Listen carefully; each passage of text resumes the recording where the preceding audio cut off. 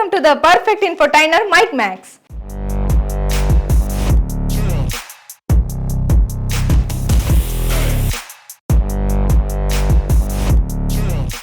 RX100 తో over night fame అయిన దర్శకుడు అజయ్ భూపతి. ఆ నేపథ్యంలో ఇప్పటి వరకు తెలుగులో ఏ సినిమా రాకపోవడంతో క్లాసిక్ హిట్ గా నిలిచింది ఈ మూవీ. దీంతో దర్శకుడు అజయ్ భూపతి పేరు మార్మోగిపోయింది.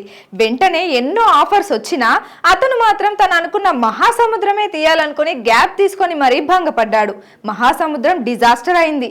ఈ కారణంగా అతనిపై ఎన్నో సెటైర్స్ కూడా పడ్డాయి. అయినా అవేవి పట్టించుకోకుండా మరోసారి తనదైన శైలిలో మంగళవారం అనే సినిమా రాబోతున్నాడు. లేటెస్ట్ గా విడుదలైన ఈ మూవీ ట్రైలర్ చూస్తే Ajay Bhupathi pan Indian range లో మరో బ్లాక్ బస్టర్ కొట్టబోతున్నాడు అనేలా ఉంది.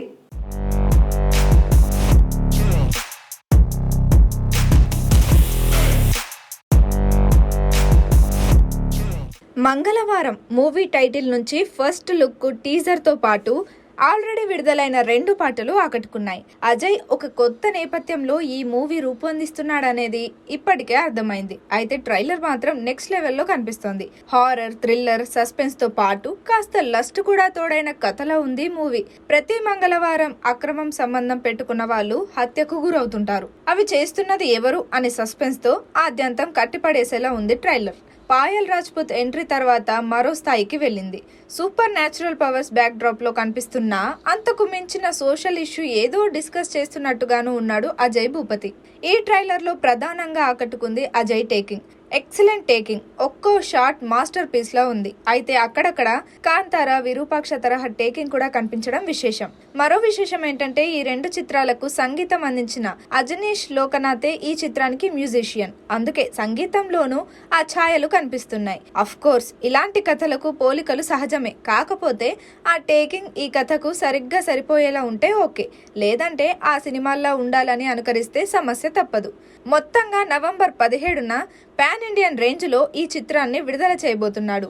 భారీ తారాగణం కనిపిస్తున్నా ఎవరు స్టార్స్ కాదు. ఒక గ్రామానికి మాత్రమే చెందిన కథలా కనిపిస్తున్నా ఒక యూనిక్ కంటెంట్ ను డిస్కస్ చేయబోతున్నాడని తెలుస్తోంది. మరి ఈ 3వ సినిమాతో అజయ్ భూపతి ఎలాంటి రిజల్ట్ అందుకుంటాడో కానీ ఈ ట్రైలర్ లోని టేకింగ్ చూస్తే సినిమాపై అంచనాలు భారీగా పెరుగుతాయని చెప్పవచ్చు. నేచురల్ స్టార్ నాని వరుస సినిమాలతో దూకుడుగా ఉన్నాడు. వైవిధ్యమైన కథలు ఎంచుకోవడం, అవన్నీ ఫ్యామిలీ ఆడియన్స్ అందరినీ మెప్పించేలా చూసుకోవడం నాని స్పెషాలిటీ. అందుకే దసరా వంటి మాస్ మూవీ చేసిన ఫ్యామిలీ ఆడియన్స్ ను మెప్పించాడు. ప్రస్తుతం హాయ్ నాన్న అంటూ మరోసారి కంప్లీట్ ఫ్యామిలీ ఎంటర్టైనర్ తో రాబోతున్న నాని నెక్స్ట్ సరిపోదా శనివారం అంటున్నాడు. మరి ఈ శనివారం వెనుక ఉన్న కథ ఏంటి? దేనికి సరిపోదా అంటున్నాడు?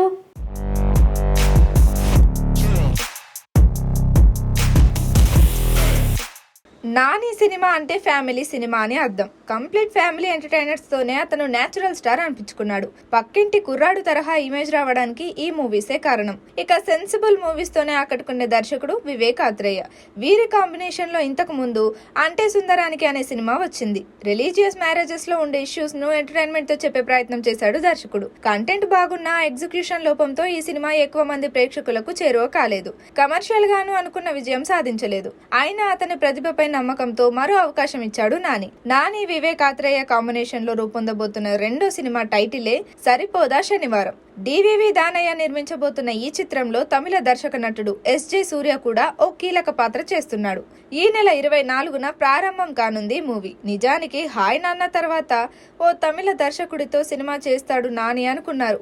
ఆ తర్వాతే విజయ్ ఆత్రేయ ప్రాజెక్టు ఉంటుందన్నారు. బట్ నాని మాత్రం ముందు వివేక్కే ఛాన్స్ ఇచ్చాడు. మరి ఈ శనివారంతో అయినా ఈ కాంబోలో మంచి విజయం అందుకుంటుందా?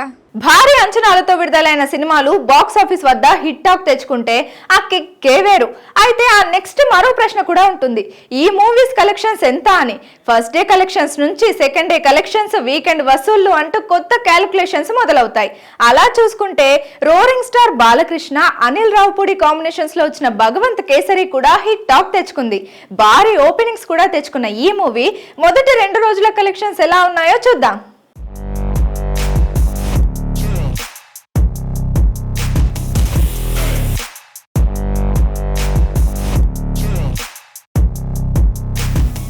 బాలకృష్ణ అనిల్ రావిపూడి కాంబినేషన్ ఇంత త్వరగా ఎవరు ఎక్స్పెక్ట్ చేయలేదు. అఖండ, వీరసింహారెడ్డి మూవీస్ వంటి ఊరమాస్ ఎంటర్టైనర్స్ తర్వాత అనిల్ రావిపూడితో సినిమా అంటే మ్యాక్సిమం ఓ అవుట్ అండ్ అవుట్ ఎంటర్టైనర్ వస్తుందనుకున్నారు చాలా మంది. అందుకు భిన్నంగా అటు మాస్ కాకుండా ఇటు కామెడీ కాకుండా ఓ బలమైన కథ చెప్పే ప్రయత్నంలో ఇద్దరి ఇమేజ్లకు భిన్నమైన కంటెంట్తో వచ్చారు.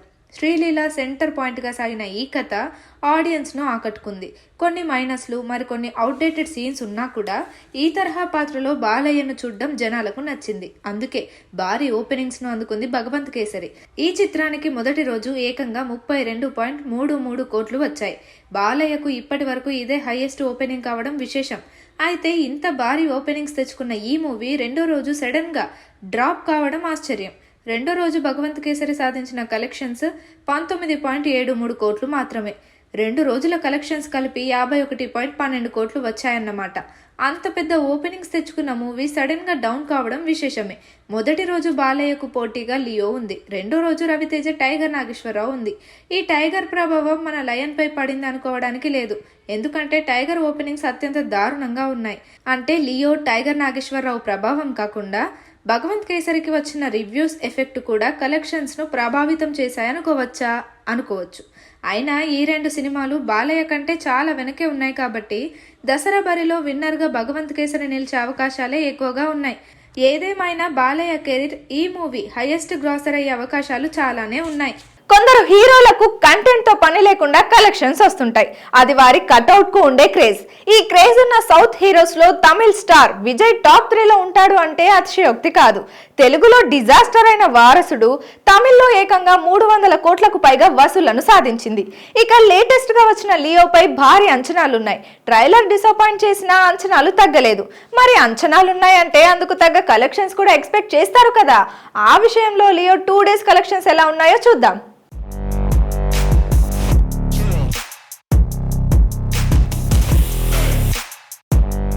ఇళయ దళపతిగా తమిళనాట తిరుగులేని పాపులారిటీ ఉన్న హీరో విజయ్. అతని సినిమాలు టాక్, రివ్యూస్తో పని లేకుండా వసూళ్లను సాధిస్తుంటాయి. అందుకే రజనీకాంత్ తర్వాత తనే కోలీవుడ్ సూపర్ స్టార్గా చెప్పుకుంటారు అక్కడి నిర్మాతలు, ఆడియన్స్. విక్రమ్ వంటి బిగ్గెస్ట్ హిట్ తర్వాత లోకేష్ కనకరాజ్ మరోసారి విజయ్తో సినిమా చేస్తున్నాడు అన్నప్పుడు సహజంగానే అంచనాలు పెరిగాయి. అయితే అందుకు తగ్గ కంటెంట్తో రాలేకపోయాడు లోకేష్. ఫస్ట్ హాఫ్ సూపర్ ఎంగేజింగ్గా ఉన్నా సెకండ్ హాఫ్తో తేలిపోయాడు. ముఖ్యంగా ఒక స్టార్ హీరోను ఆ తరహా పాత్రలో చూడడంతో షాక్ అయ్యారు ఫ్యాన్స్. అయినా ఒక పావుగంట సినిమా తప్ప మిగతా అంతా ఆకట్టుకునేలానే రూపొందించాడు లోకేష్. ఇక లియోపై ఉన్న అంచనాలకు తగ్గట్టుగా మొదటి భారీ ఓపెనింగ్స్ వచ్చాయి. మొదటి రోజు ప్రపంచవ్యాప్తంగా ఏకంగా 148.5 కోట్ల వసూళ్లను సాధించింది. ఈ ఫిగర్స్ పెద్దగా ఆశ్చర్యపరచలేదు కూడా. ఈ మూవీతో విజయ్ ఇండియా నుంచి మొదటి రోజు 100 కోట్లు సాధించిన హీరోల్లో 8వ వాడుగా చేరాడు. అయితే డివైడ్ టాక్ ప్రభావం రెండో రోజు వసూళ్లపై పడింది. రెండో రోజు ఈ చిత్రం 64.8 కోట్ల వసూళ్లను సాధించింది. అంటే కేవలం 2 రోజుల్లోనే 213.3 కోట్లు సాధించిందన్నమాట. ఇక స్టార్ హీరో సినిమా కాబట్టి టాక్తో పని లేకుండా జనం చూస్తారు. పైగా దసరా హాలిడేస్ కూడా ఉన్నాయి కాబట్టి ఈ మూవీ ఈజీగా 500 కోట్ల మార్క్ను టచ్ చేస్తుందని అంచనా వేస్తున్నారు. నార్త్ అమెరికాలో ఇప్పటికే 3 మిలియన్ క్లబ్లో చేరింది. ఓవర్సీస్లో మరిన్ని వసూళ్లు వస్తాయని అంచనా వేస్తున్నారు.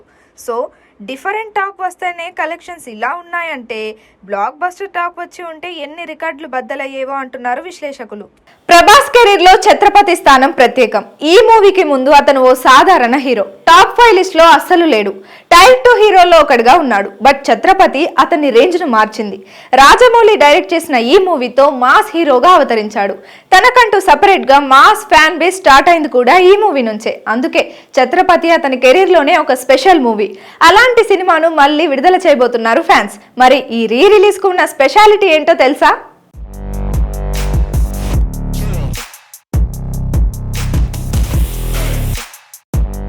ప్రభాస్ ఇప్పుడు పాన్ ఇండియన్ స్టార్. ప్రపంచ వ్యాప్తంగానూ గుర్తింపు తెచ్చుకున్న top hero. India's top heroes list లో ఉన్నాడు. బట్ ఛత్రపతికి ముందు టాలీవుడ్ లో అతను టైప్ 2 హీరో అంటే అతిశయోక్తేం కాదు, వాస్తవం కూడా. ఛత్రపతితో ప్రభాస్లోని మాస్ హీరోను పూర్తిగా ఆవిష్కరించాడు జక్కన్న. అయితే ఈ మూవీ సెకండ్ హాఫ్ బోరింగ్ గానే ఉన్నా ప్రీ క్లైమాక్స్ నుంచి ప్రభాస్లోని మంచి నటుడిని కూడా చూస్తాం. అలా ఒక్కో మెట్టు ఎక్కుతూ టాలీవుడ్ టాప్ 5లోకి వచ్చాడు.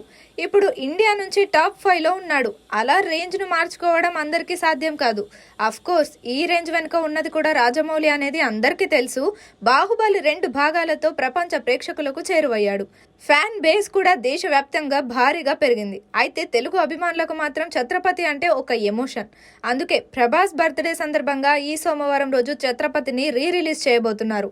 అదే రోజు ప్రభాస్ నుంచి కూడా సలార్, కల్కి చిత్రాల అప్డేట్స్ వస్తాయని చెప్తున్నారు. మొత్తంగా ఛత్రపతి రిలీజ్ లో ఎలాంటి రిజల్ట్ చూస్తుందో, ఒకరి అవకాశాలు మరొకరు అందుకోవడం కామన్ గా చూస్తుంటాం. ఇలాంటప్పుడు మాక్సిమం వినిపించే డైలాగ్ డేట్స్ అడ్జస్ట్ కాలేదు అని. కానీ కొన్ని సందర్భాల్లో అసలు కారణాలు వేరే ఉంటాయి. అవి అంత సులువుగా బయటికి రావు. మరి అలాంటి కారణాలు ఉన్నాయా లేదా అనేది చెప్పలేం. కానీ లేటెస్ట్ గా లియో బ్యూటీ త్రిషకు జవాన్ సోయగం నయనతార షాక్ ఇచ్చింది. త్రిష ఆఫర్ ను నయన్ అందుకుంది. ఇది మేకర్స్ డెసిషనే అయినా ఈ నిర్ణయంతో నయనతార చిరకాల కోరిక కూడా నెరవేరబోతుంది. మరి త్రిషను ఇల్లా అని నయన్ను తీసుకున్న కథ చూద్దామా?